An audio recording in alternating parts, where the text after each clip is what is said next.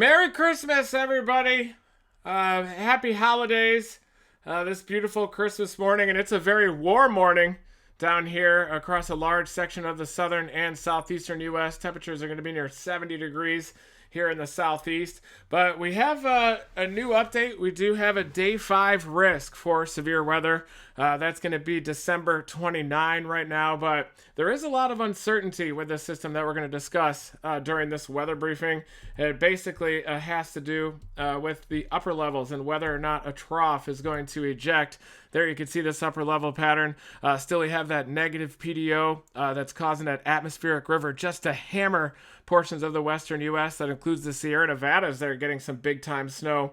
But whether those systems are able to pick up that cutoff low, those closed lows that have a tendency to drop south down off of Baja, if they're able to pick up those systems and then slingshot it over a warm sector like you're seeing right there, that one looks to be on January 2nd in the beginning portion of 2022. That's really the system that I think is going to have the bigger potential for severe weather. And there's going to be that deep moisture just sitting over the Gulf of Mexico the whole entire time period. And in fact, deeper moisture surges up northward through the western Gulf of Mexico just in time for December 29.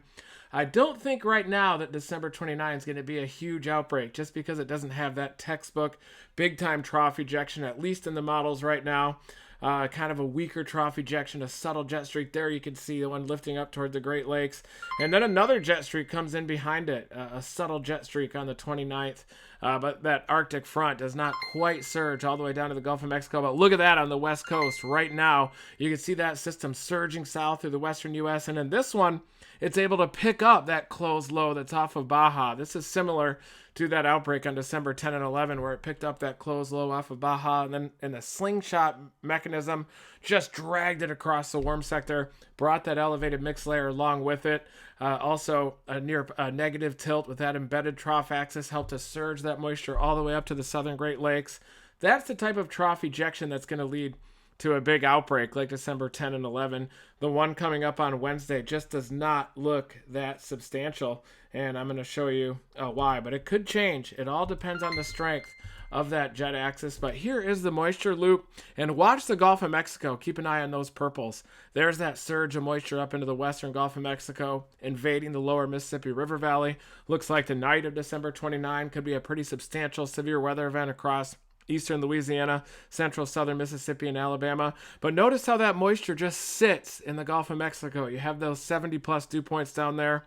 Purple's just waiting over the Gulf of Mexico. And then when that bigger system comes in on about January 2nd or so, that's when I think that there's going to be an even greater potential for that severe weather. And here you can see the general pattern that is leading to that moisture just sitting in the Gulf of Mexico. You have that big high pressure area that is over the subtropical Atlantic down here. See that 1021 high? That anticyclone, this ridge, has been dominating the southeastern U.S. and the adjacent Atlantic there down into the Caribbean as well. And what that is causing southerly flow to be maintained over the Gulf of Mexico down there. And that helps to bring those deeper dew points from the Caribbean up over the western Gulf of Mexico. And then they invade the mid-south portions of the central and lower Mississippi River Valley. That's when that moisture surges up ahead. So it only takes a big trough, basically with a neutral tilt, that's coming in to the central U.S., and then that's going to excite a low-level jet, and that will pump that moisture northward. And if the upper-level system has a favorable shape, then that's going to give favorable wind shear for tornadoes over a multiple-state area downstream of it. You can start to see this Arctic boundary that's also going to surge south. It stalls out right north of the Gulf of Mexico, and so a key with this system is that it's weak enough to where this Arctic front isn't going to clear out the Gulf of Mexico, and it's going to set the stage for the next one that's going to dive south over the western U.S. And that one looks like it could pick up that closed upper level low off of Baja and then drag it across that warm sector. So that's what we're looking at for these wintertime events this time of year. When it can pick up that closed upper low off of Baja, it's able to deepen the system. It gets a more favorable neutral to near negative tilt upon its trough ejection, and then that can lead to a more favorable severe weather pattern. So let's look at December 28. Here's the 500 millibar pattern. There is a wave that's ejecting toward the lower Great Lakes by this time. The severe weather event looks most favorable the day after on December 29. So this is the GFS model, and watch the difference between the GFS and the European model, and especially look at New Mexico and southern Colorado. So right now you can see there isn't really much of a jet streak, much of a favorable wave that's coming in there. But then when you step forward to the European model, look at that. Then suddenly you get a more favorable trough ejection there over New Mexico into southern Colorado, a much stronger trough ejection as well there. But look at the GFS model, a slightly weaker jet streak across southern Colorado and New Mexico. But if the stronger jet streak happens as depicted by the European model, watch, I'm going to step back on over to the European model the day before. You're watching that system that's marching through New Mexico and southern Colorado. If that's able, that jet streak is a little bit stronger on the European model. That could help to amplify it, and that may act to increase a low-level jet downstream of it, and then there could be severe weather with tornado potential on Wednesday afternoon. But that's really the key, is will that jet streak be as strong as depicted by the European model? To me, it looks like the upper levels don't support as much of a substantial tornado outbreak to the downstream, and I'm going to now discuss in detail using these models why that's the case, but realizing that there's still a lot of differences, a lot of model differences in the upper level patterns, and I do think that that January 2nd system might even be more substantial. It says that my internet has died, so I'm probably going to have to re-upload this. There we are. We are back. It does seem like the internet service is throttling us just a little bit.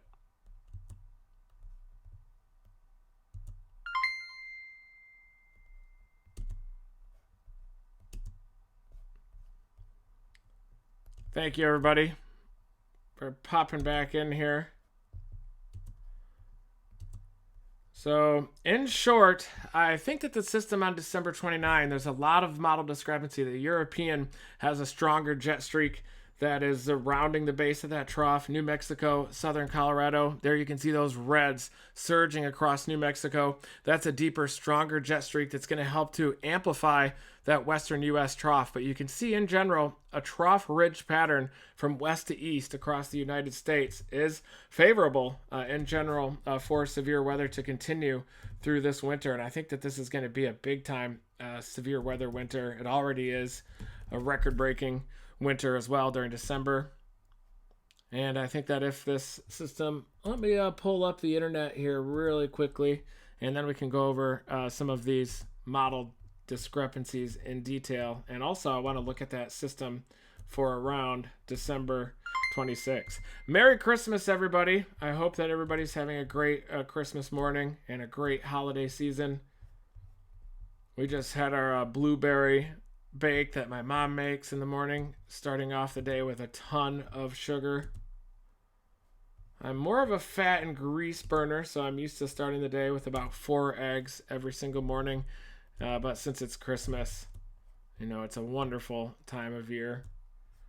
And so we had some sweets today. So here are the models that we're going to break down. And I'm going to tell you why I don't think that December 29 is as big of a severe weather event as early December, but it still could be. There's a lot of moisture that's going to be surging northward through the Gulf of Mexico, western Gulf of Mexico, digging deep down to the Caribbean.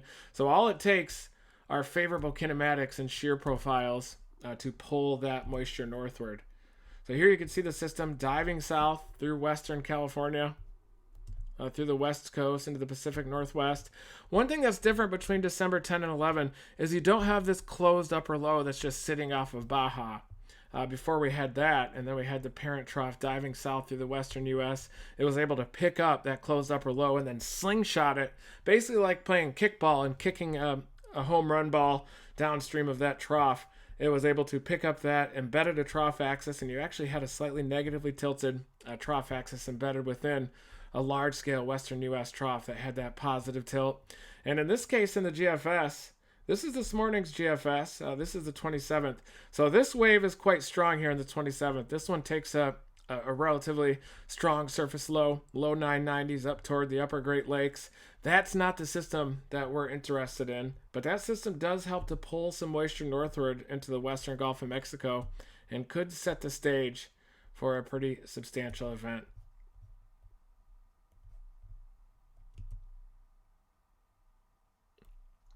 So this is the 28th, and this is that wave that's lifting up toward the southern Great Lakes. This is the kicker system here that could bring severe weather on the 29th. The European model is a lot stronger with that system rounding the base of the trough into New Mexico. Watch when I shift down over really quick to the European model. Notice how last night's European model and last night's GFS model was weaker than the present one. But look at how you have those reds. A much deeper wave that's associated with this upper system over the Canadian prairies. You can follow the trough axis down, and then you have this jet streak out in front of it. And it's able to basically amplify this trough a lot more across the western U.S., but it has a much stronger trough axis to carve out that western U.S. trough than does the GFS model. European model definitely has more favorable severe weather. And there you can see it, the evening of the 28th. 24 hours before that severe weather event is set to happen across portions of the Mid-South. But if you look at the GFS model, it's a much weaker jet streak in the wake of this one that's heading up toward the Great Lakes. You can see this ridge, though, that's dominating the southeastern U.S. Southerly flow on the western edge of that ridge is what's maintaining that moisture across the Gulf of Mexico, and that's the reason why we've had a record-breaking December so far. 4 tornadoes with those 2 big-time outbreaks, December 10 and 11, 2021, also December 15th, up into Iowa and eastern Nebraska. This ridge, if this ridge doesn't go away and it just anchors down here in the southeastern U.S., it's going to keep pumping moisture into the Gulf of Mexico and maintaining that reservoir of moisture. But notice here on the GFS, with the European model, with this parent trough a little bit further west over Saskatchewan, it's able to have a little bit stronger of a jet streak, a little bit slower of an evolution, and it has a stronger jet streak with that reflection coming around the base of that trough down into New Mexico and southern Colorado. And that's the reason for your 15% on the day 5. But then you go forward on the GFS and look at that. It's just a little jet streak moving into the central Mississippi River Valley. Not much of a trough, and basically that ridge dominates over the southeastern U.S., still maintaining that flow of moisture. Meanwhile, we're watching this next system diving south through California. And in this case, this one's going to become the kickball for that January 2nd event. So watch that one just dive south, and then it becomes a closed upper low off of Baja. It's likely going to bring some more precipitation to California as well. But that thing just waits down there off of Baja, and then when the next system comes in on New Year's Day across the Pacific Northwest, very potent system, a lot of flow on the backside as it's amplifying across the western U.S. It's able to pick up this ball and then pivot it across the warm sector. This turns into a jet streak, helps to amplify the system across the western U.S. And this is also what happened on December 10 and 11 with that trough ejection. This is going to be the one to begin the new year out there. And then you can see it ejecting across the Mississippi River Valley on January 1st. And then your kicker system comes in back behind it. Also could be a big system on January 2nd. But this is a much more complex trough ejection. On December 10 and 11, this trough ejected in tandem with the kicker system, getting dragged over the central and southern Mississippi River Valley. And in this case, it ejects it more piecewise. The GFS first ejects this kickball, and then the parent system back behind it. And Mother Nature definitely gives you clues as to what's going to happen within a given season. And one thing that we've noticed with these trough ejections, and if we look at the 12Z GFS, it's even more favorable. Look at how potent that is. And that's on January 1st and the 2nd. Very, very powerful trough ejection. But the models are going to go all over the place with this thing on January 1st and 2nd. It is definitely prudent for us to focus on the December 29 system first, and then we'll look at this system. But we can recognize that this system around January 1st and 2nd looks a lot more similar to December 10 and 11, that record-breaking outbreak, including the quad state supercell. And that trough that dove south through the western U.S. picked up that closed upper low that was just spinning for days out there off Baja, ejected it up the front end. The parent trough was able to maintain its stranglehold over the western U.S., and that's definitely what made December 10 and 11 more intense. And in this case, the 12Z GFS is ejecting this whole blob in tandem, which is different than the 6Z run that I just showed you. Here you can see this closed upper low that comes off of Baja and ejects off of the front end of a more potent parent trough here. So you can see this embedded trough axis with more of a negative tilt. You've got this parent trough axis with more of a neutral, if not a positive tilt on the backside. And if these come out in tandem on January 1st, you're going to likely have a New Year's Day outbreak across the southern plains and into the mid-south. And look at this, ejecting in tandem here. This is going to be associated with a monster low-level jet on the 15th, or on the 1st, 15Z. Look at that over the southern plains, starting to move across the mid-south. And it's all because it ejects both of those waves in tandem, and then you get a low-level jet that takes up multiple states, just like December 10 and 11. So it ejects both of those troughs at the same time. The lead jet streak acts to carve out this multiple state warm sector, dozens of states here. This is January 1st into January 2nd. Big 850 low, monster 850 low over the central U.S. This thing's also going to have some snow, likely on the backside, even though we're not really pulling down much in the way of Arctic air yet. This system also could bring some eastern U.S. snowfall potentially, but I bet it's going to do something very similar to the December 10 and 11 system. Already starting to see so many similarities between that event and this trough ejection. That event definitely showed us we got to watch for that tandem trough ejection with a closed upper low coming off Baja, getting ripped across the central and southern U.S. And it does look like that's exactly what's going to happen for the system on January 1st into 2nd. But first we got to get through December 29. And right now the GFS model is showing maybe not quite as favorable of a setup, especially this new GFS. But I think that one thing the models are going to begin to latch onto is that January 1st to 2nd event.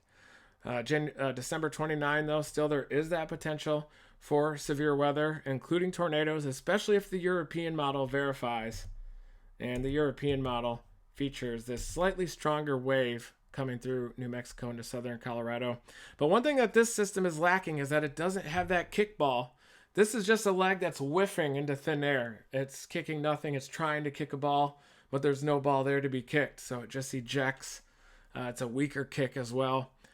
Shears out over top of that subtropical ridge that's so strong over the eastern Gulf of Mexico, southeastern U.S., and the southern portions of the Gulf Stream off southeastern Florida, there toward the Bahamas,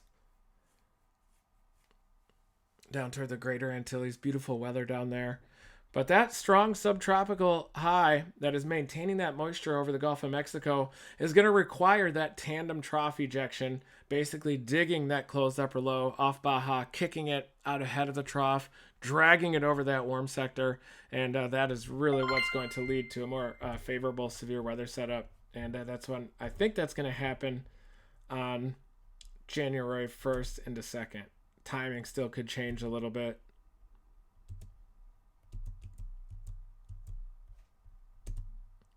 But the 12Z GFS is certainly favoring that tandem trough ejection.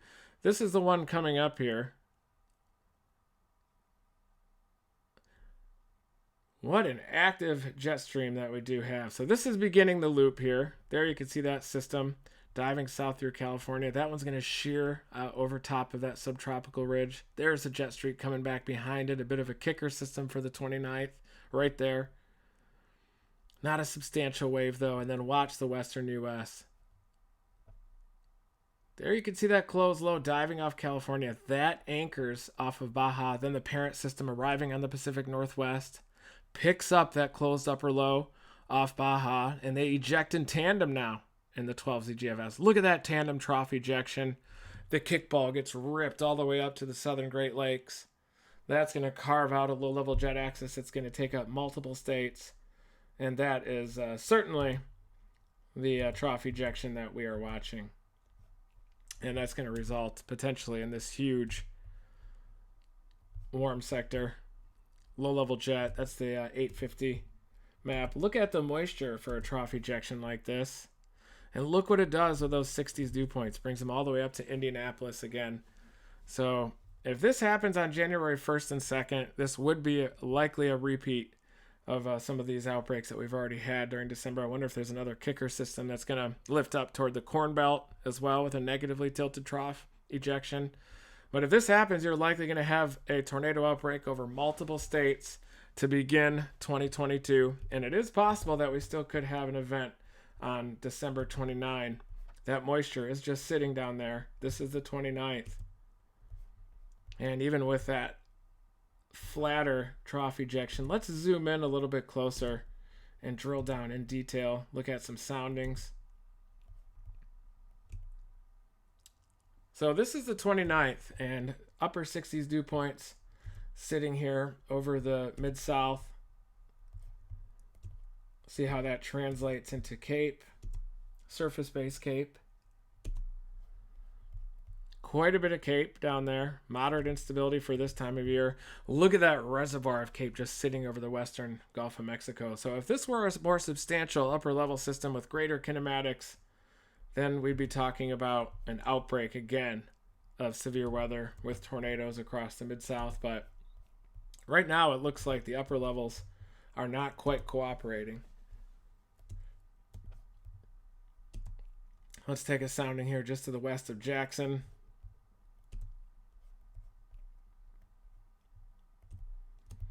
So you can pull my head away and look at how flat those photographs are. So even though the moisture is good, 76 over 69 with that profile, your low-level jet is about 20 knots at 1 kilometer out of the due southwest. That creates a very flat, almost straight-line photograph. Minimal SRH, about 100, 0 to 1 kilometer shear with that. You still could get a tornado, especially with a strong right mover. If you get more of an east-southeasterly storm motion, you might be able to squeeze out more storm relative helicity out of that profile. But the upper levels, you need to have that strong trough. And if you have the tandem trough ejection, digging that close upper low off Baja, ejecting it across the warm sector, you're going to have a stronger low-level jet. You're going to have greater wind shear. And so even though the thermodynamics are lining up here across the Mid-South on the 29th, I'm not sure that the other ingredients are going to be there. And so there's your CAPE, and then you can look at the 0 to 3 kilometer EHI. Just not as much. You don't take advantage of that surface-based instability.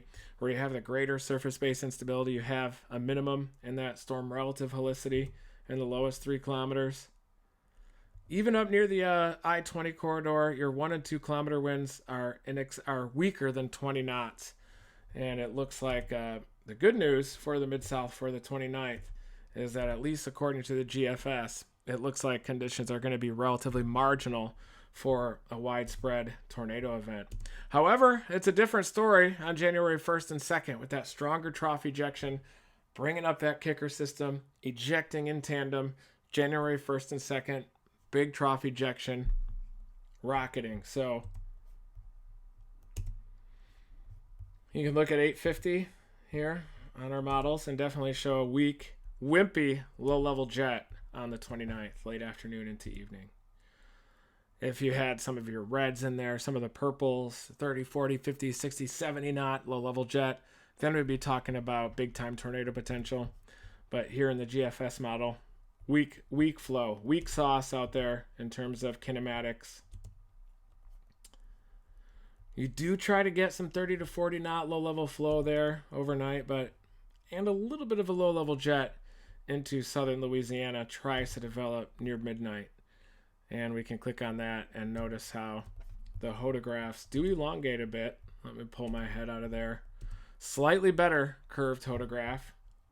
More of that hook shape. A little bit more shear. You're closing in on 200, 0 to 1 kilometer storm relative helicity there.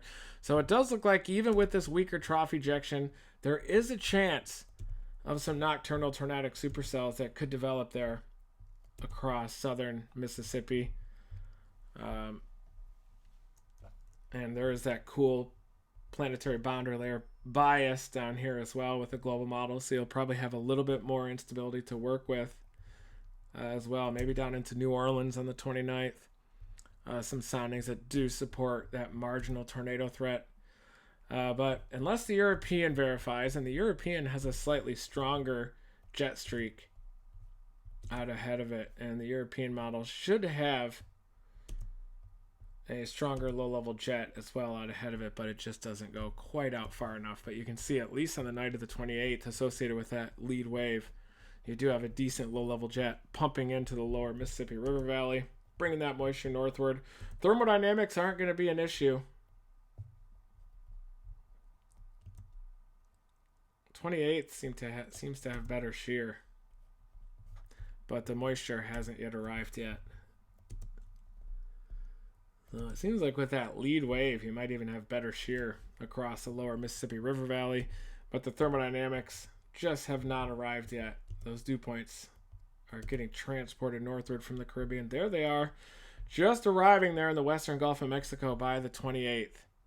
And then that system lifts up toward the Great Lakes, brings a low-level jet with it, and then will that kicker system, that jet streak back behind it on the 29th, be strong enough?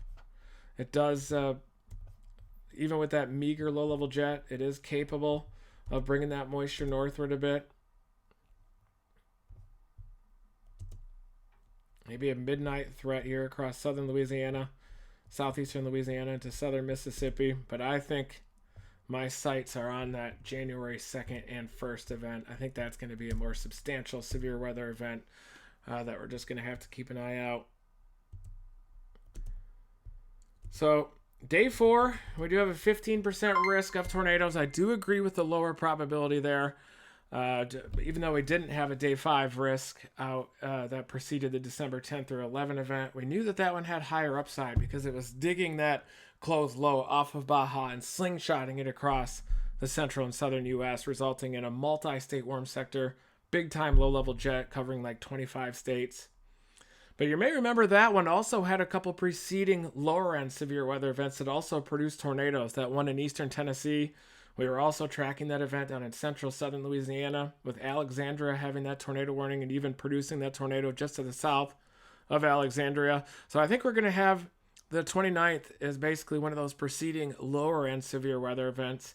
Maybe the night of the 29th, you could get a low-level jet intensifying to a threshold where there could be tornadoes, but I think that there's going to be a bigger system coming in right behind it, and that one looks like it picks up that closed upper low off of Baja and then slingshots it across the central and southern U.S., leading to a multiple state warm sector. That's the one that we're going to be watching very closely. Of course, I'm going to continue slinging these live weather events leading up to it, and we'll just have to see